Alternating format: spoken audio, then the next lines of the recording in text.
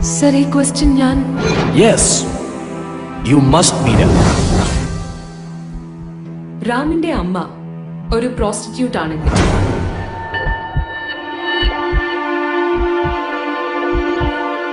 what will be your attitude?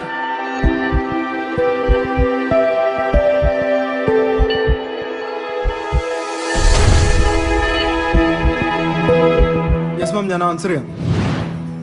എൻ്റെ ഒരു പ്രോസ്റ്റിറ്റ്യൂട്ടായി എനിക്ക് പ്രശ്നമില്ല മാം. Because